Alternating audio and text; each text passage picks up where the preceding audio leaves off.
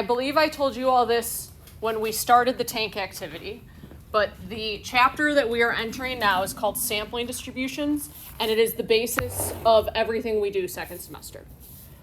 The calculation part of this is not that tough in my opinion. What is tough is the conceptual idea of what we're talking about. So this unit is very conceptual. And then we actually will use the stuff next semester. It's called Sampling Distributions. Some things for you to know. There's really nothing new on the calculator, but there are a lot of new formulas. And so this is the part of the formula sheet that you haven't used yet. You all have used the front page. If you flip to the back page, it says Sampling Distributions, and it gives you all of these formulas. So there's a lot of formulas, nothing you need to memorize, but you're going to need to be able to look at the formula sheet and figure out which formula to use when. It should be pretty intuitive. Do you have proportion or do you have mean? Do you have one or two? But we will get to that. So the notes that we're going to start with is just vocabulary. First thing we need to know is the difference between a parameter and a statistic. A parameter is something that is calculated for a population, whereas a statistic is calculated for a sample. So for example, mu is a parameter, sigma is a parameter, x bar is a statistic, s is a statistic. Now, how are they related? This is really important. Statistics estimate parameters. So for example, we use x bar to estimate mu. We don't calculate mu, we don't calculate the population mean because we don't have the resources, we don't have the time, we don't have the money to calculate every person or look at everyone in the population.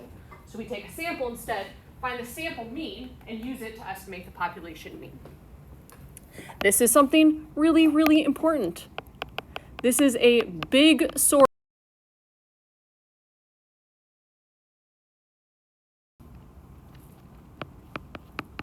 on the AP test.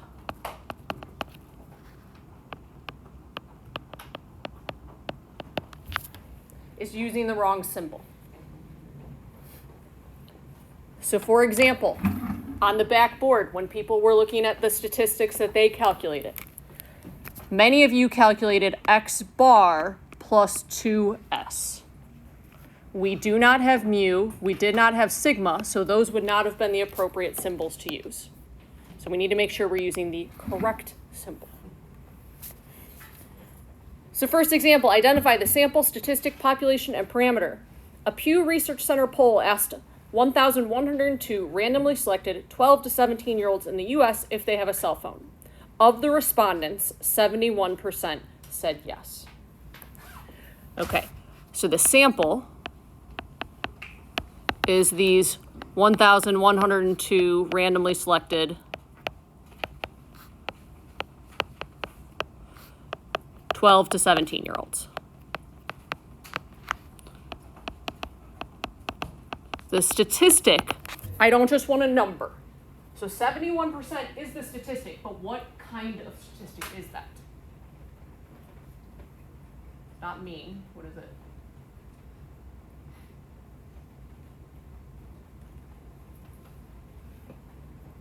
It's a proportion, a sample proportion. So it's the sample proportion, 0.71. Our population is all 12 to 17-year-olds in the U.S.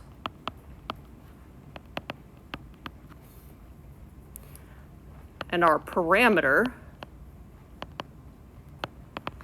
would be the population proportion, which is P of, and then context. So the population proportion of 12 to 17-year-olds that say they have a cell phone.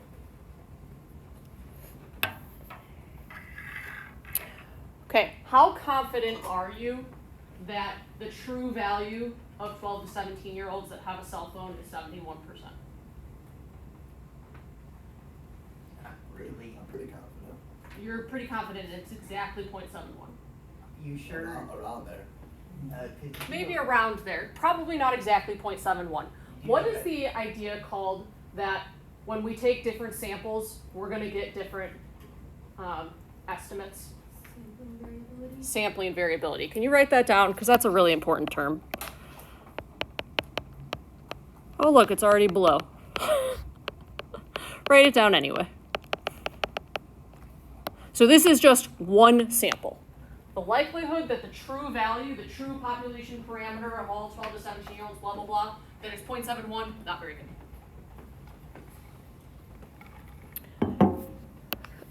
Okay, let's finish this page and then we will take a break. A pediatrician wants to know the 75th percentile for the distribution of heights of 10-year-old boys. So she takes a sample of 50 patients and calculates Q3 is equal to 56 inches. So sample. Thanks. Is the 50 10-year-old boys. The statistic, okay, don't just say Q3, because Q3 doesn't tell us if it's a sample or a population, right? We don't have a symbol for it. So we're going to say the sample Q3, or upper quartile,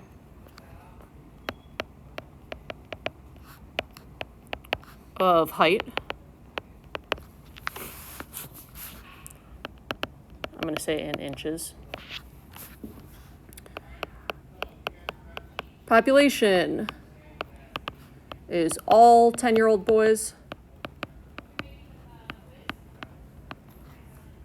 And our parameter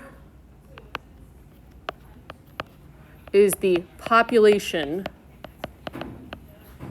Q3 of height in inches. Please notice how specific I am. You need to be this specific also.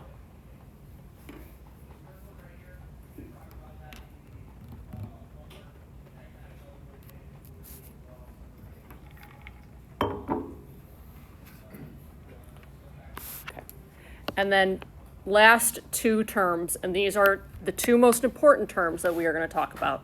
So please, if you weren't paying attention before, at least pay attention now. Sampling variability is the idea that different samples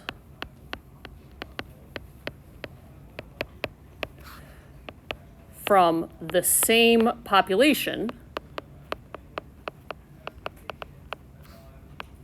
will give different values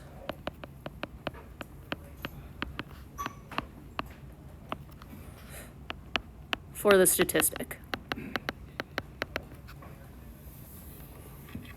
That we've heard before. The new idea now is, why do we care? Why do we need to know sampling variability? Well, we want to estimate sampling variability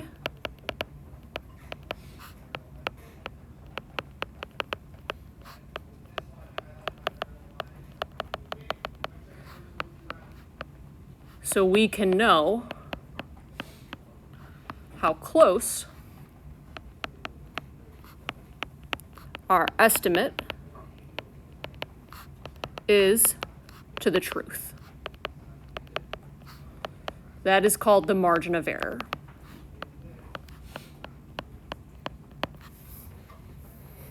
So in the tank activity, we saw for the top dot plot, the spread was really big. That was a large margin of error. If we took one sample, it was probably going to be pretty far off from the true value. That had a large margin of error, or a large spread, a large sampling variability. This leads us to what is called a sampling distribution. First, I just want to talk about the word distribution. We've seen this word many times, and it has come up in a few different ways.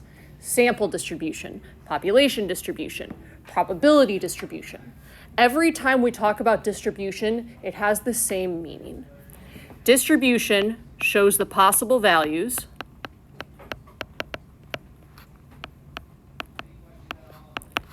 and how likely they are.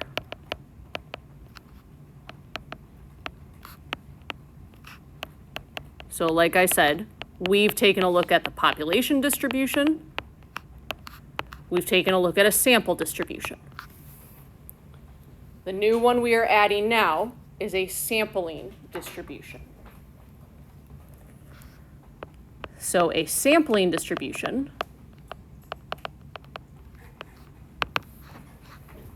is the distribution of a statistic.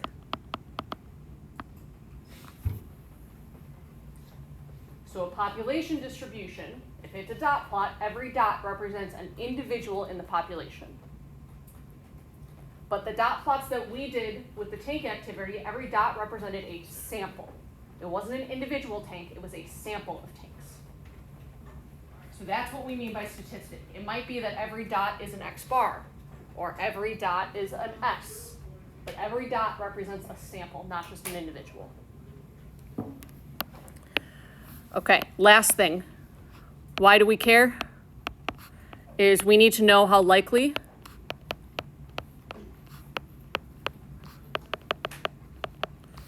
various values are.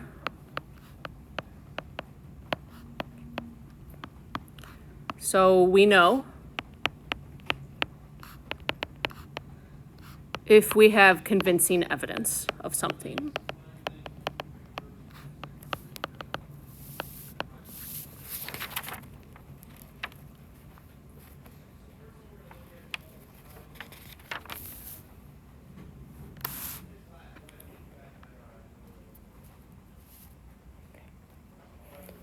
We're going to take our break. When we come back, we're going to look at more with sampling distributions and how we use them. Okay, so what we are going to do next is we're actually going to construct a sampling distribution. So if you could turn the page, this is the example we're going to take a look at. A father has 4 children with ages of 12, 15, 16, and 19. Determine the sampling distribution of the sample mean age X bar and the sampling distribution of the sample range of age for samples of size n equals 2. Okay, so here's what that means. It means we are taking every single sample of size 2. So we're going to need to make ourselves a list of all the possible samples. And we have these 4 children that we're taking samples of. So I could choose the 12 and 15-year-old, the 12 and 16-year-old, the 12 and 19-year-old, 15 and 16, 15 and 19, or 16 and 19. There's only 5 samples, or 6 samples rather. Yep, that's what I got. And I assume this is the reason like that. Correct, yes. Okay, so it tells us we are constructing 2 different sampling distributions.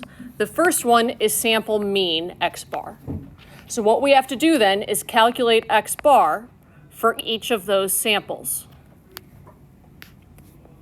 So we get 13.5, 14, 15.5, 15.5, 17, and 17.5. That is not actually the distribution. This is just our work. The distribution shows the possible values and how likely they occur. So I'm going to put them on a dot plot. So we need to go from 13.5 to 17.5. So I'm going to do 13, 14, 15, 16, 17, 18. So this is the distribution of X bar. So then we have a 13.5, a 14, a 15.5, another 15.5, a 17, and a 17.5.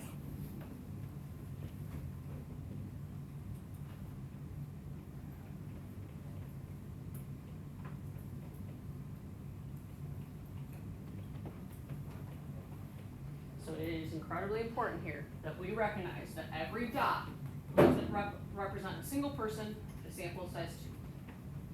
So every dot is a sample of size 2, and it is the sample mean of that sample. Some interesting things for you to know. If we took the mean of the population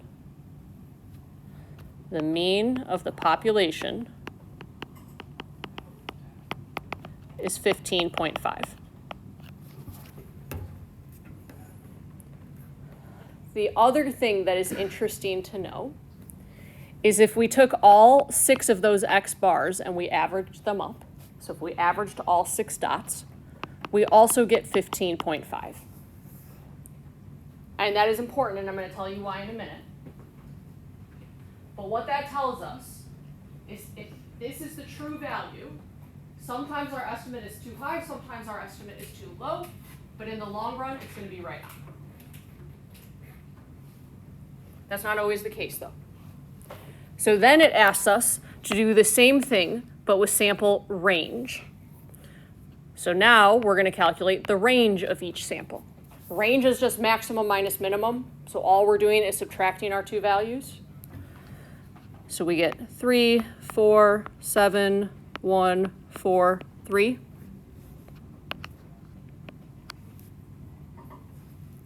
So now I need to go from 1 to 7. So 1, 2, 3, 4, 5, 6, 7. There's no symbol for sample range, so I'm just going to write out sample range. So we have 3, 4, 7, 1, and then 4 and 3.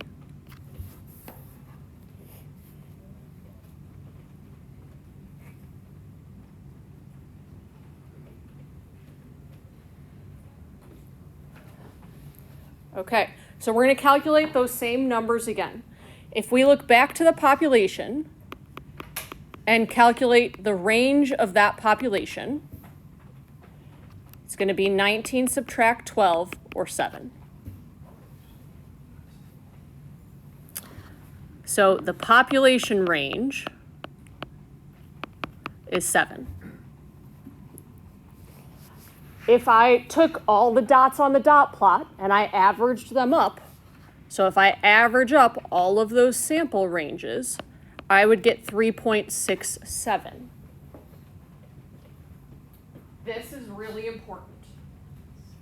So we are using all of these to try to estimate the population range.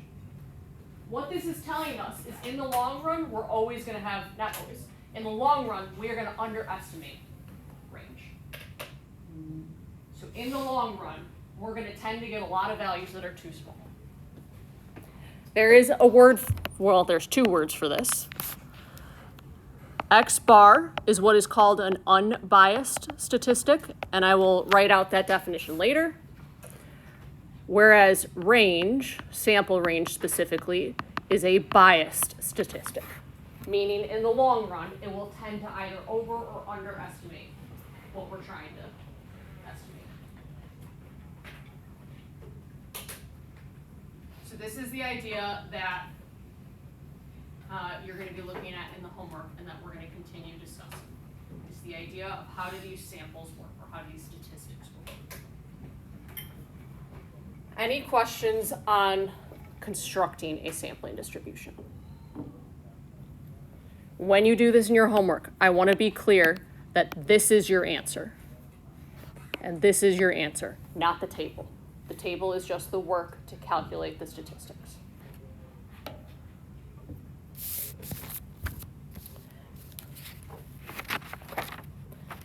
We have this next example to do. We're going to do this full example. We'll take one more quick break and then finish. Sound good? Okay. This one is using a sampling distribution. To determine how much homework time students will get in class, Mrs. Lin has a student select a simple random sample of 20 chips from a large bag. The number of red chips in the sample determines the number of minutes in class students get to work on homework. Mrs. Lin claims there are 200 chips in the bag and that 100 of them are red.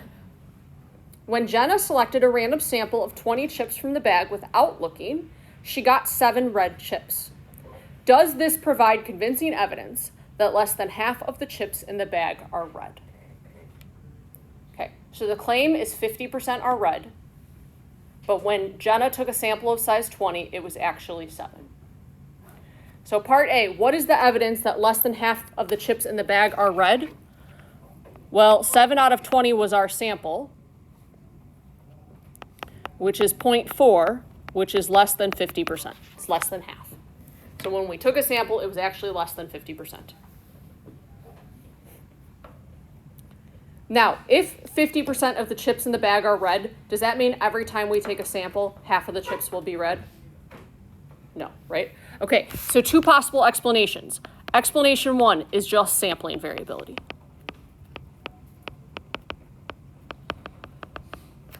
What I mean by that, okay, so let's fix this. This is not 0.4,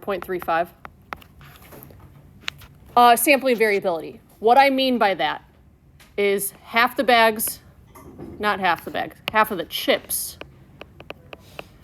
are red, but we just happened to get a sample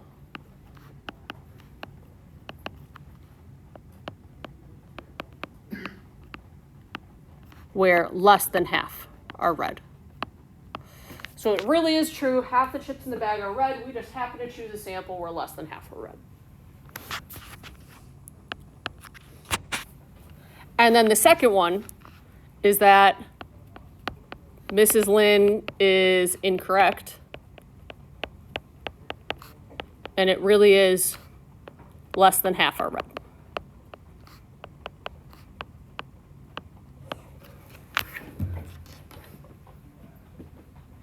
So it's our job as statisticians to figure out which one of those is more likely. Is it more likely that we got this 0.35 just because of variability, or is it more likely that Mrs. Lin is incorrect about the bag? So we used technology to simulate choosing 500 samples of size 20 from the population of 200 chips, 100 red and 100 blue. The dot plot shows p hat, which is the sample proportion of red chips for each of the 500 samples. Okay, so this is what a computer did. We told a computer, have some population with 200 chips, 100 are red, 100 are blue, take a sample of size 20 and look at how many are red, specifically what proportion. So there is one dot at 0.8. What does that mean? It means in one sample, out of the 500, 0.8 of the 20 chips chosen were red. So one time in the 500 samples, we got a sample where 0.8 of the chips were red, or 16 of them were red.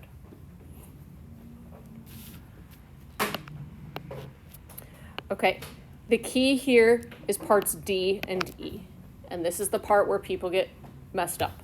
Would it be surprising to get a sample proportion of 0.35 or smaller in a simple random sample of size 20 when P is really 0.5? So if the true proportion really is that half of the chips in the bag are red, would it be surprising to get a sample proportion of 0.35 or smaller? On our dot plot, that is all of these samples. Do you remember what the cutoff for surprising is? 5%. Do all of those samples look less than 5%? No. So would it be surprising? Not really. The probability of p hat being 0.35 or smaller is not that small.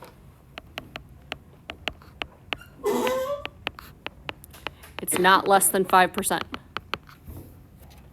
It's a small probability, but it's not incredibly small. So it is a small probability, but it's not incredibly small. So here then is the key. Based on that answer, is there convincing evidence that less than half of the chips in the bag are red? So again, we're going back to, do we think it was sampling variability, or do we think we're being lied to? If P really is 0.5, is it surprising to get 7 out of 20 or 0.35? No. So if it's not surprising, that means our proportion likely happens just because of sampling variability. So is there convincing evidence? No.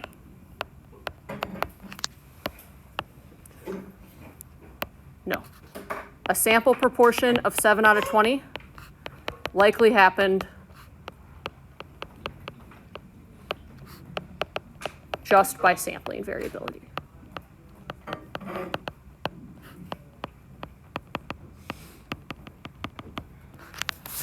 Now, if our sample instead had been here, that dot, then we would say yes.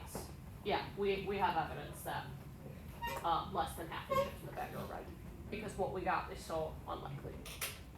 But what the dot plot is showing us is 7 out of 20 or smaller is actually fairly likely, even if the population proportion is 0.5.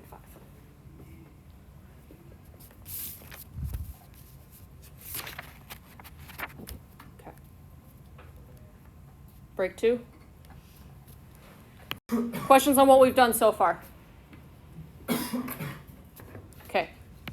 Last page of notes. We need to talk about what is the difference between the distribution of the population, the distribution of the sample, and the sampling distribution of a statistic. Those are 3 very different things, but they tell you what each one is. Distribution of the population is obviously the whole population. So each dot, if it's a dot plot, represents an individual in the population. Distribution of the sample, each dot represents an individual in the sample. But then the sampling distribution, that's the new one, every dot represents a sample, some statistic. So we're going to take a look at a visual real quick and then we'll come back. So because those are pretty clear, I'm not going to write down definitions, but here is what I am going to write down, is we need to avoid ambiguity. This is where you're also going to lose credit on the AP test because you're not going to be specific enough. Some people will say things like, when sample size increases,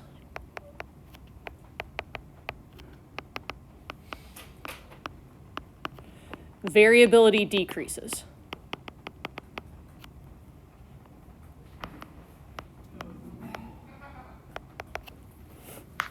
That's way too ambiguous. The questions that come to mind when I see that are the variability of what?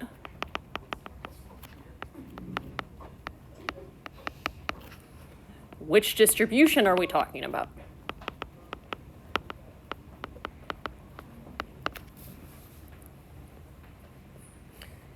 Sample size, which one are we referring to?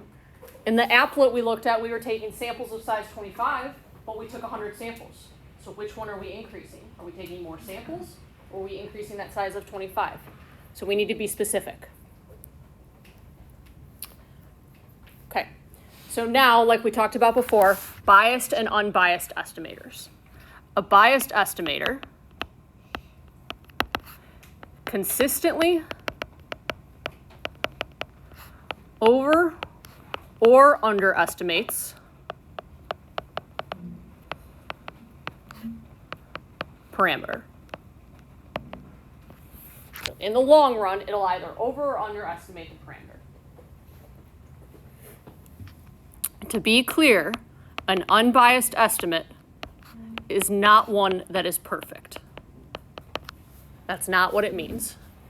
What it means is it does not consistently,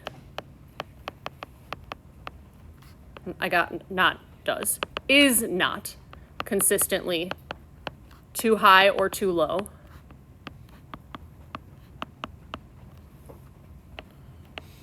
When taking many random samples.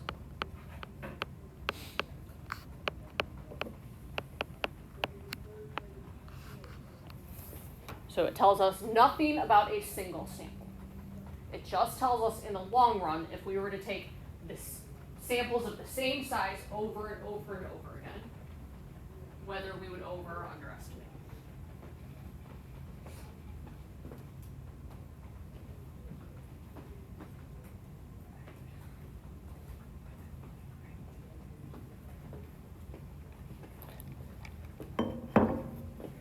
Okay, a few things for you to know. There is no guarantee that a statistic is unbiased if there is bias in your process. So do you remember talking about like selection bias?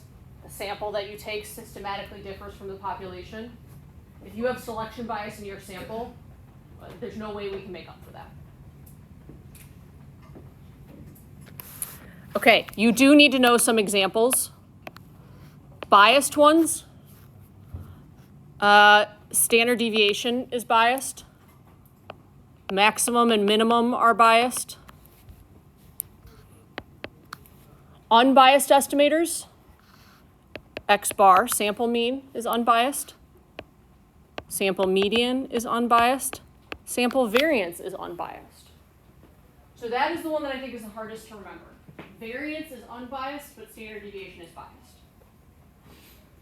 At the end of the day, you kind of just need to memorize these. The other one that's unbiased is sample proportion. So any of those mean sample. So when I say maximum, that's sample maximum. Minimum is sample minimum. Okay. I have 3 questions left. You guys with me for 3 questions? Okay. How do you reduce the variability of a statistic? So like thinking back to the tank, the 3 dot plots. The first dot plot had a lot of variability. How do you reduce the variability? First one is you take a larger sample. So instead of a sample of size 7, if we had done a sample of size 10, that would have reduced the variability. And then the second one is you take a stratified design when you can.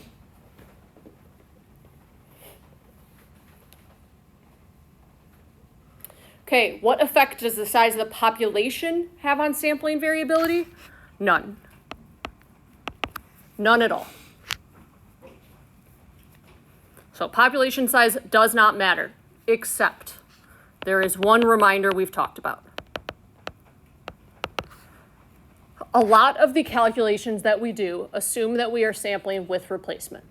In real life, how often do we sample with replacement?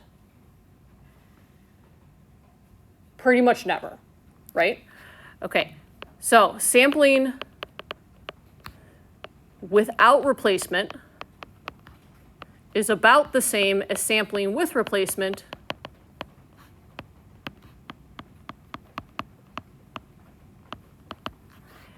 if your sample size is small relative to the population.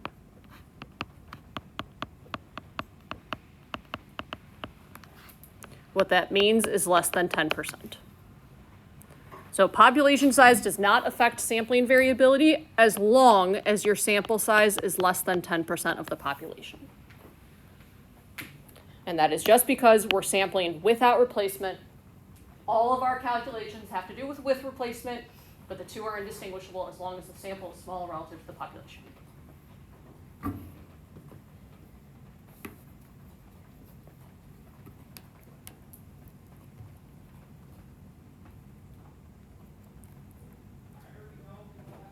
Last thing, the difference between accuracy and precision. Have you all talked about accuracy and precision, like maybe in a science class before? And a lot of times it's shown in terms of a dartboard. No? We have no idea what I'm talking about? Okay, so, picture a dartboard, right? You're trying to get bullseye in the middle. If you are shooting your darts like this, that is called precise. You're not getting the bullseye, but your darts have low variability.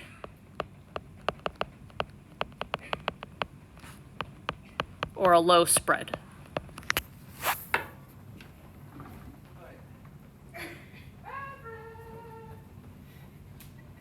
Oh, that's lovely. Accuracy is hitting the bullseye.